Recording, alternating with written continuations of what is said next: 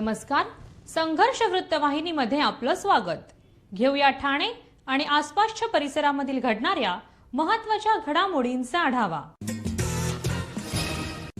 श्रीमद भागवत सप्ताहाचे समापन दिनी भक्तिमय वातावरण. आजचा दिवस आपल्या आयुष्याला एक नवीन दिशा देतोय. शेवट फक्त कथेचा आहे. नानजीबाई खिमजीबाई ठक्कर स्वर्गीय चंद्रबाला गिरधारलाल गांधी परिवारातर्फे समापन दिवशी समाजरत्न नानजीबाई खिमजीबाई ठक्कर, ठाणावाला, प्रसिद्ध कथाकार सुखदेवजी महाराज, रविबाई नितीनबेन योगेशभाई गांधी, स्मिता शरदकुमार मेहता, माया पंकजकुमार मेहता, आशा रवींद्र गांधी, सिद्धी विरल गांधी, जिनल अंकित गांधी, बिकल भाविन बुसा, तन्वी प्रतीक मेहता, राजेंद्र पुराणिक व गांधी परिवारातील सदस्य मोठ्या संख्येने येथे उपस्थित होते. उपस्थित सर्व भाविकांच्या भक्तिभावाने संपूर्ण वातावरण भक्तिमय झालं होतं. यावेळी नानजीबाई ठक्कर म्हणाले की जर जीवनामध्ये भक्ती असेल तर सर्व काही सोपं होतं. भक्ती शुद्ध अंतःकरणाने केली पाहिजे. हा प्रसंग आपल्याला शिकवतो की जीवनातील प्रत्येक कृती, प्रत्येक काम, प्रत्येक क्षण, अगदी आपले दैनंदिन अन्न जर आपण ते भक्तिभावाने देवाला अर्पण केले तर ते वरदान ठरते.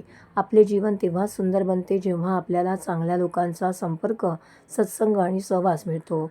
या प्रसंगी कथावाचक सुखदेवजी महाराज म्हणाले की यांनी सांगितलं की आज शेवट आहे, पण देवाची सुरुवात आता आपल्या आयुष्यात होणार आहे. घरगुती जीवनात, व्यवसायात, नातेसंबंधामध्ये आपण कुठेही गेलो तरी कृष्ण भावनेने जाणे हीच खरी भागवत आराधना आहे.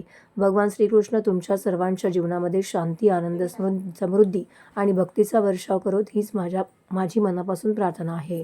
स्वर्गीय चंद्रबाला गिरधारलाल गांधी परिवारातर्फे दिवसाच्या शेवटी सर्व प्रेक्षकांसाठी महाप्रसादाचं आयोजन करण्यात आलं होतं. जय भगवान, जय भगवान, जय भगवान. आपल्याकडे ठाण्यामध्ये तारीख 6/1/2026 पासून 13/1/2026 पर्यंत भागवत सप्ताहाचे आयोजन केलेलं आहे. यापूर्वी पण 15 दिवसा अगोदर भागवत झाली. तसेच हे भागवतवरती व्यासपीठवर सुखराम महाराज वर एक कथा गिरधारलाल गांधीच्या स्मरणार्थ चंद्रबाला गिरधारलाल गांधी त्यांच्या परिवारातर्फे योगेश गांधी, माया गांधी, त्याचप्रमाणे त्यांचे पुरा परिवार, रवी गांधी, त्यांची दुसरी मुली पण त्यांच्या परिवारातर्फे NKT ठाणावाला सभागृहामध्ये ठेवण्यात आलेली आहे. कारण हे गिरधारलाल गांधी आपले कमिटीचे भरपूर वर्ष सदस्य होते आणि सेवा केली होती. म्हणून माझी इच्छा झाली की असे लोकांनी ज्यांनी आपली संस्थेला सहयोग दिला आहे तनाने मनाने त्यांच्या स्मरणार्थ कथा केली पाहिजे. कारण कथा, भागवत कथा माणसाला मोक्ष देत असते. तसे हे कथा 6 तारीखपासून सुरू आहे आणि 13 तारीखला संपणार आहे. आज भरपूर चांगला दिवस आहे. काल कृष्णलीला, कृष्ण जन्म होता आणि आज रुक्मिणी विवाह. भागवतमध्ये मोठा 2 उत्सव असतो, रुक्मिणी विवाह आणि कृष्ण जन्म. ते आज कृष्ण जन्म भागवत रुक्मिणी विवाह होणार आहे. त्या प्रसंगी भरपूर लोक हॉल भरून जाणार. कारण रुक्मिणी विवाह म्हणजे आपल्या घरी आपली मुलीच्या लग्न करतो तसा देवाची पण हे पण मुली आहे, देवाची रूपाने त्याच्या लग्न होत आहे.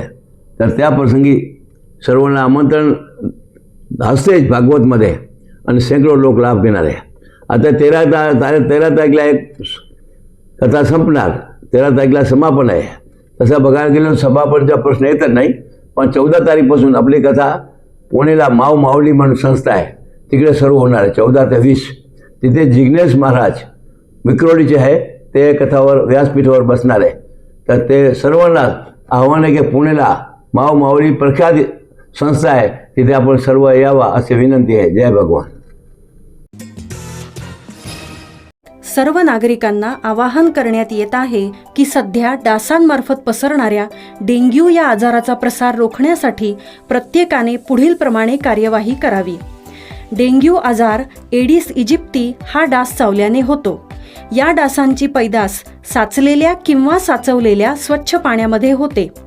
8 दिवसांपेक्षा जास्त दिवस पाणी उघडे व साचून राहिल्यास त्यात डास अंडी घालतात. अंड्यांच्या अळ्या तयार होऊन पुढे डास तयार होतात. यासाठी आपल्या घरातील पाणी साठे, उदाहरणार्थ बॅरल्स, पिंपे, टाक्या, हौद, रांजणे इत्यादी दर आठवड्याला रिकामे करून घासून पुसून कोरडे करून पुन्हा भरावे. एक दिवस कोरडा दिवस म्हणून पाळावा. पाणी साठ्यांना घट्ट झाकणे बसवावीत किंवा जुनी साडी, चादर, धोतर यांनी बांधून झाकून ठेवावीत, म्हणजे डास त्यात जाऊन अंडी घालणार नाहीत. घराच्या गच्चीवर, आजूबाजूला, अंगणात कोठेही पाणी साचू देऊ नये. भंगार सामान उघड्यावर टाकू नये. उदाहरणार्थ टायर्स, प्लास्टिक सामान, कुंड्या, टाकाऊ वस्तू इत्यादी. अशा सामानात पावसाचे पाणी साठून त्यात डेंग्यूच्या डासांची पैदास होते. घरातील कूलर्स, फ्रीजच्या पाठीमागील ट्रे हे देखील वेळोवेळी कोरडे करावेत. लक्षात ठेवा, नुसत्या फवारणीने डास घनता कमी होत नाही, तर त्यासाठी डास पैदास ठिकाणे नष्ट करणे ही आपल्या सर्वांची जबाबदारी आहे. कोणताही ताप अंगावर न काढता जवळच्या शासकीय रुग्णालयात मोफत औषधोपचार घ्या. अशा प्रकारे नागरिकांनी सहकार्य केल्यास डेंग्यूचा प्रसार रोखणे सहज शक्य आहे.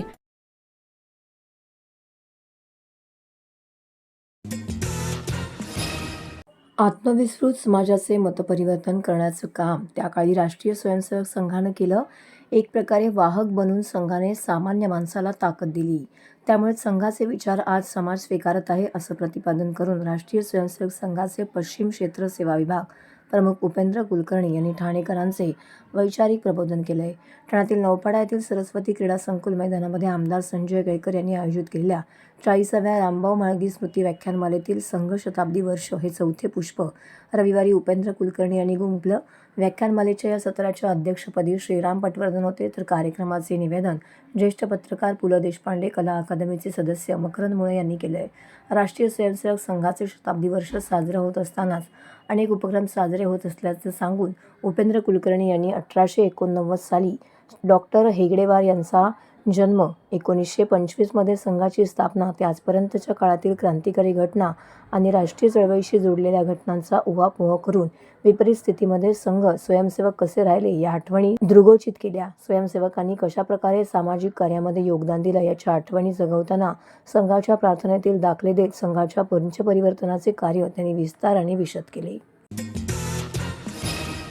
ठाणे महानगरपालिका निवडणुकीमध्ये प्रभाग क्रमांक 29 वगळता उर्वरित 32 प्रभागांमध्ये प्रत्येकी 4 उमेदवार निवडणुकीच्या रिंगणामध्ये उभे आहेत. प्रत्येकाला मतदान करायचे की एकाच उमेदवाराला मतदान करायचे असा विचार अनेक मतदारांच्या मनामध्ये आहे.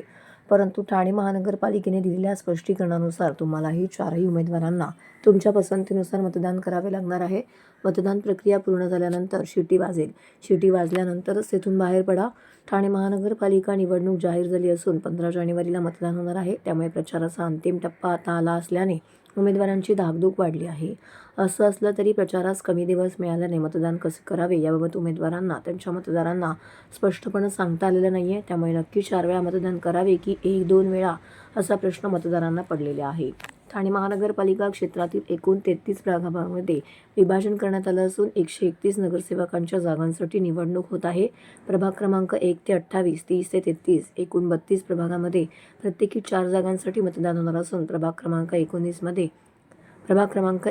मध्ये 3 जागांसाठी मतदान होणार असल्याचं आयुक्त तथा निवडणूक अधिकारी सौरभ राव यांनी नमूद केलं आहे. मतदान इलेक्ट्रॉनिक मतदान यंत्राच्या साहाय्याने घेण्यात येणार असून बॅलेट युनिटवरती संबंधित प्रभागानुसार 3 किंवा 4 मतपत्रिका उपलब्ध असणार आहेत. प्रत्येक प्रभागातील जागांना अ, ब, क, ड अशी नावं देण्यात आलेली आहेत. प्रत्येक प्रभागामध्ये अ जागेची पहिली मतपत्रिका पांढऱ्या जागेची, ब जागेची दुसरी मतपत्रिका फिकट गुलाबी रंगाची, क जागेची तिसरी मतपत्रिका फिकट पिवळ्या रंगाची आणि ड जागेची मतपत्रिका फिकट निळ्या रंगाची असणार आहे. 4 किंवा मत नोंदवल्याशिवाय मतदान प्रक्रिया पूर्ण होणार नाही. थोडक्यात मतदारांनी सर्व अर्थात 4ही जागांसाठी आपल्याच पसंतीप्रमाणे मतदान नोंदवावं असं आवाहन महापालिकेने स्पष्ट केलं आहे. सुदृढ शरीरातच सुदृढ विचार वास करतात या सुविचाराला साकार करत 10 जानेवारी रोजी ब्राह्मण विद्यालय चरई येथे क्रीडा महोत्सव अत्यंत उत्साहपूर्ण आनंदी वातावरणामध्ये संपन्न झाला आहे. विद्यार्थ्यांच्या सर्वांगीण विकासासाठी शिक्षणासोबत खेळाचं महत्त्व अधोरेखित करणारा हा क्रीडा महोत्सव विद्यार्थ्यांसाठी पर्वणी ठरला. क्रीडा महोत्सवाची सुरुवात विद्यालयाच्या सन्माननीय मुख्याध्यापिका वंदना राजमल चव्हाण मॅडम यांच्या शुभ हस्ते दीपप्रज्वलन, श्रीफळ वाढवून करण्यात आली. खेळातून शिस्त, संघभावना, जिद्द निर्माण होते असे प्रेरणादायी विचार व्यक्त करत त्यांनी विद्यार्थ्यांना सदैव खेळात सक्रिय राहण्याचा संदेश दिला आहे. या महोत्सवात नेमबाजी, चेंडू फेकणे, ग्लासांचा मनोरा लावणे, दोरी उड्या, संगीत खुर्ची, वस्तू जमा करणे, चमचा लिंबू, बाटलीत पाणी भरणे, धावती अशी विविध वैयक्तिक स्पर्धांसह लंगडी यांसारख्या सांघिक स्पर्धा घेण्यात आल्यात. प्रत्येक स्पर्धेमध्ये विद्यार्थ्यांनी उत्स्फूर्त सहभाग नोंदवत आपली चपळता, कौशल्य, आत्मविश्वास दाखवून दिला आहे. कार्यक्रमास विद्यार्थी, शिक्षक वृंद तसेच मोठ्या संख्येने पालक उपस्थित होते. पालकांनीही विद्यार्थ्यांचा उत्साह दाद देत टाळ्यांच्या गजरामध्ये खेळाडूंना प्रोत्साहित केले. खेळ हे केवळ विजयासाठी नसून जीवनात हार-जीत स्वीकारण्याची शिकवण देतात, याचा प्रत्यय या महोत्सवातून आला.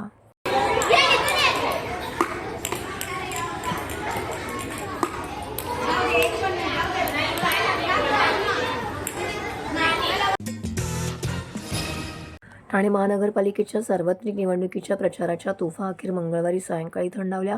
15 डिसेंबरपासून गेले महिनाभर निवडणूक प्रक्रिया सुरू होती. मात्र उमेदवारी अर्ज दाखल करायची अंतिम तारीख 30 डिसेंबर होती. त्यामुळे अवघ्या पंधरवड्यातच भाजप, शिवसेना, महायुती आणि दोन्ही ठाकरे सेनेच्या सोबतीने लढणारी शरद पवारांची राष्ट्रवादी तर स्वबळावर लढणारे राष्ट्रवादी आणि काँग्रेससह अपक्षांनी जमेल तसा प्रचार केला.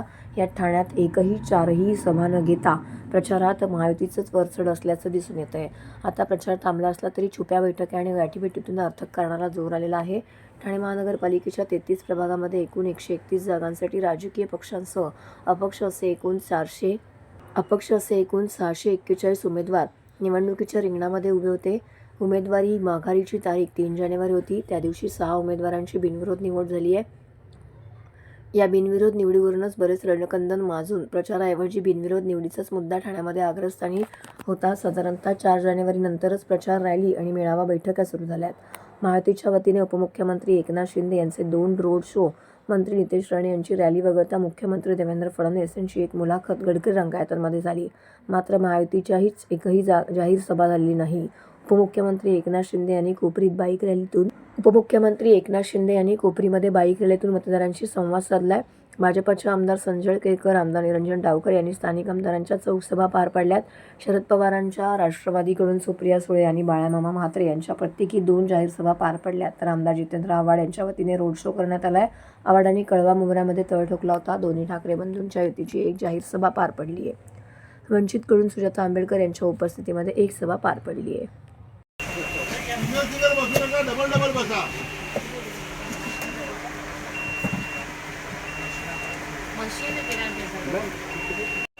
ठाण्याचा विश्वास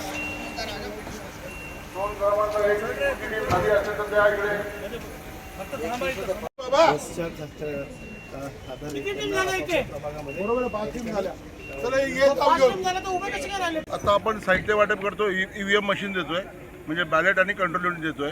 त्याच्यामध्ये जे साहित्य लागतं, जे मतदान केंद्र प्रस्थापित करण्यासाठी जे साहित्य लागतं ते साहित्य आपण त्यांच्याबरोबर देतोय. आता माझ्या 2 ज्या म्हणजे एकूण 12 टीम ज्या आहेत आणि 24 टीम ज्या आहेत आता मी रवाना करतो आहे. अशा 215 टीम आता एक अर्धा तासामध्ये आम्ही रवाना करू. मतदान सुरक्षित व्हावं यासाठी काय दक्षता घेतलेली आहे?